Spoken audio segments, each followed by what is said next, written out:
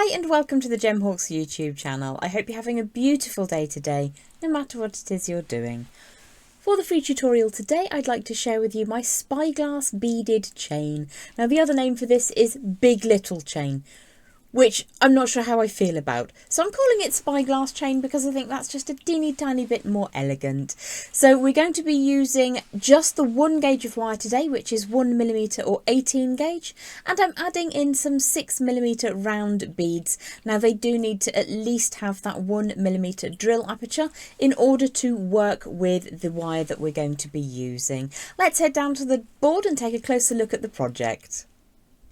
So here is the spyglass beaded chain. Now I've gone for black agate because it's a very well behaved little gemstone. It's very, very strong and quite happy to be used against these quite firm twists of wire around that core when we make the links. Now one of the things I love about this design in particular is that you can be quite mathematical about how much wire you need, because each 4-inch section of wire that we'll be using equates to approximately 1 inch of chain length. Now obviously dependent on how many little twists and turns you put on the core wire for each link, that might change ever so slightly, but for the most part it's quite easy to work out.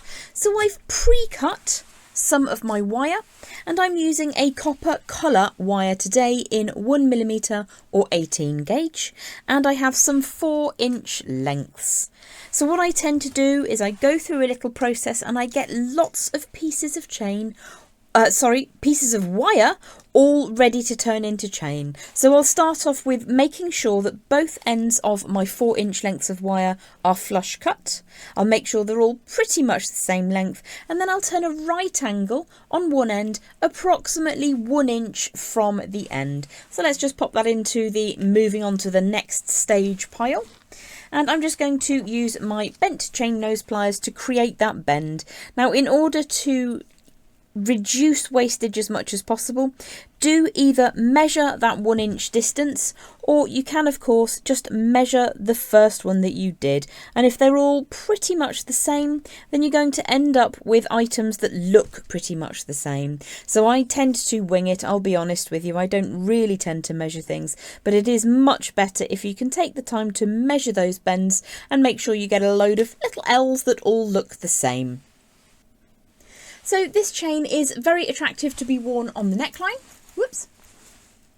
You can of course make little sections into drop earrings. So a 3-piece section would be about a 3-inch drop. I think they look lovely.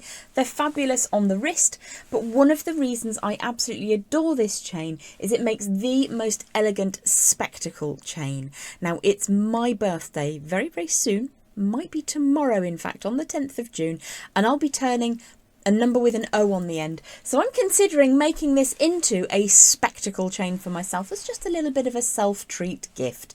Let's head back down to the board and learn how to make this spyglass beaded chain together. So in order to turn all of our little L's into little loopy bits, we're going to use our multi-step bail makers or looping pliers. If you don't have access to these, the size of loop that I'm going to use is the number 2 loop, which is approximately 3mm. And it really does pay to either get yourself a set of looping pliers, or you could grab your round nose pliers and just apply a little bit of marker pen to make sure that you get that same size repeated over and over again. So let's use number 2 on those pliers, start rotating around. I've got a half of that round form ready, and then I'm going to pull the tail all the way around over the top. Now I tend to always move that in the same direction, and what I mean by that is if I start with the wire with the little tail facing away from me, I'll bring the wire around and over the top. Now it doesn't really matter, however when you're making chain to sell with jewellery, it is nice to have that level of repetition, to always be going in the same direction with that flow of wire. However, it does really take a trained eye to spot that, and I probably didn't even put them together in the same order anyway. So don't worry about it, it's just one of those things to think about if you think that your OCD might be set off after the fact. So I've created, to begin with, a series of 7 little looped sections, and what we're going to do for this first one is to just close up the solid loop. Now if you wanted to, at this stage, pop your clasp in, then feel free to do that before you close up the first loop, because it would make most sense to have that done without having to add in a jump ring later. But what I'm going to do is just rotate the wire around the core from the short tail until my fingers can stand it no more. And then we're going to bring in a second set of your flat facing pliers. So I have some tapered nice chain nose pliers here, but you could use flat pliers. And I'm just going to very firmly control that loop, and then just very gently open and close my pliers ever so slightly to bring that coil of wire round. Now if it starts to lift away, as you can see here, you can just control that back into position and then allow that wire to close around. Now one of the reasons I slightly open and close the pliers as I'm moving is because I don't want to shrink the size of this loop. I want that loop to stay as it is. If I draw those pliers around really solidly and firmly, what can sometimes happen is that you bring the tail over the top, but you start to eat into the size of the loop itself. So just gently opening and closing the pliers as you move them around can help you just to smooth that end over without actively decreasing the size of the loop you've created. Now let's just make sure that we're happy with that it's all nice and straight. You can just tidy those coils up if you need to, and then we're going to introduce our first bead. So again, I mentioned earlier I'm using 6mm round beads. These are a black agate. Now you may be able to see that the tail of wire is just kicking up ever so slightly, so you can take your time to just compress that down really neatly before you introduce your bead, and then your bead will actually sit much more flush against that wrap. So if you imagine here that we have a 3mm gap between the loop itself and the bead, because we've got 3 wraps around the wire. So what we're going to do is to turn that section so that the loop, the tiny loop we've already created, is at 90 degrees to the board that you're working on. And then I'm going to imagine a 3mm gap on the far side of my bead before pushing my wire away. And it's important to have that at 90 degrees. So the loop is down on the board, so the wire is coming up towards me at 90 degrees, or you hold the loop at 90 degrees to the board and the wire is coming away flat.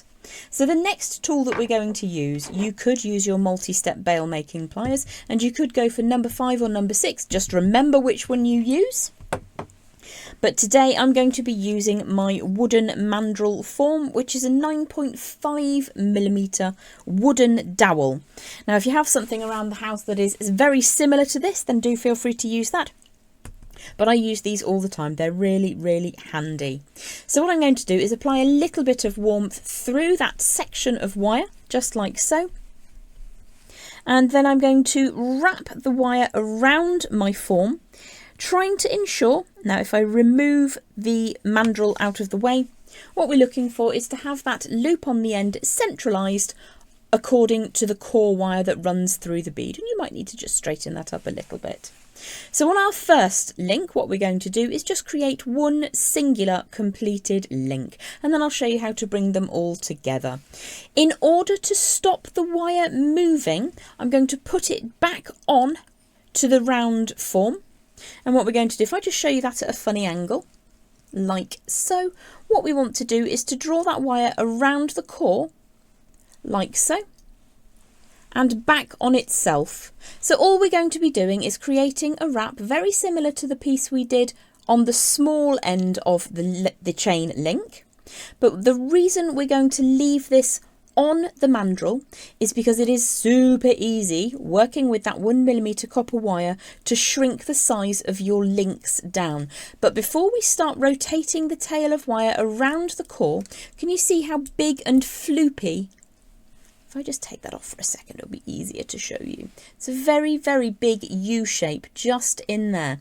We actually want that to be really nice and tight so that the chain sits flat. So I'm going to very, very softly compress that with the tips of my bent chain nose pliers. And if I take that off the form again, you'll see that that's now a much tighter bend around that core wire. So you can proceed by hand if you like. We're looking for 3, maybe 4, dependent on how good your eye was at estimating that approximately 3mm gap. And when that gets too hard for your fingers to bear, you can switch to using your pliers. However, one of the very common pitfalls of this type of design, let me just bring that into the best possible aspect, is that you get little gaps in your coiling. So let's take the form out of the frame for a second. And what we want to do is to protect that bead and tighten up that coil so that it's super neat and tidy. And I would definitely pop it back onto that form to get that last 1.5 or half rotations, dependent on how close you want to get to that bead. Now I'm going to just rotate that around until such time as I think I need to trim the tail away. So I think this would be a good time. Now I did this earlier and the end shot off into my coffee, which was very, very sad. Obviously because coffee, precious. So what we're going to do now is just tuck that tiny last bit of tail away by rotating the pliers around in the direction that the wire is moving.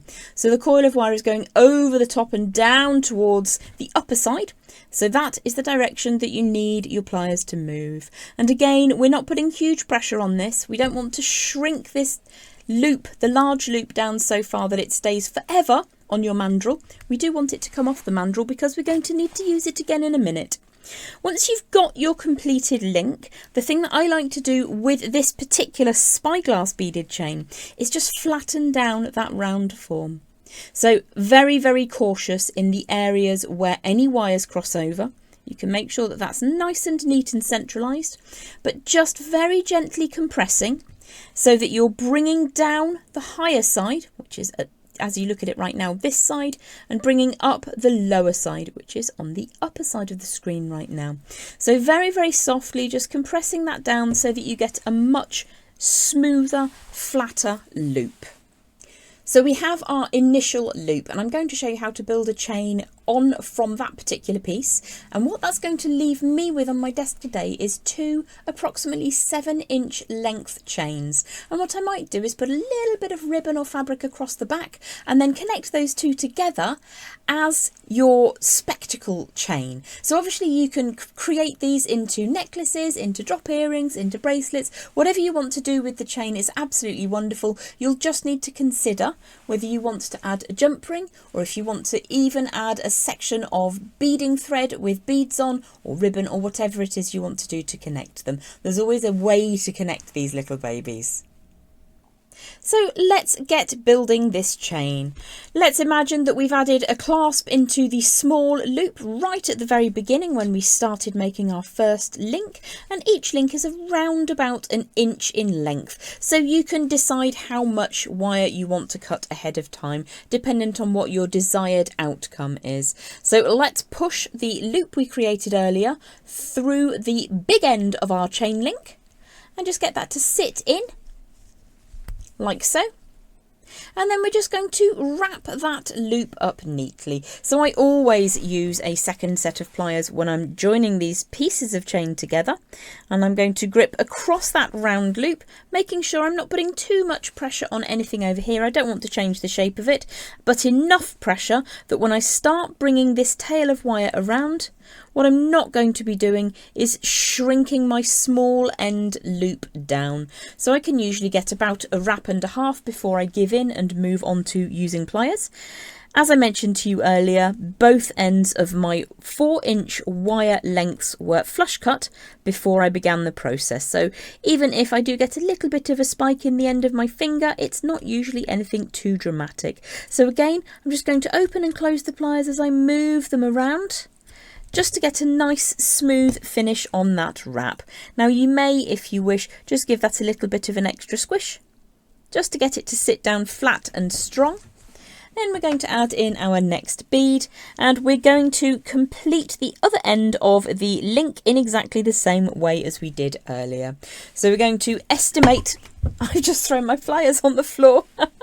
We're going to estimate that 3 or so millimetre gap, and you could measure it if you wanted to.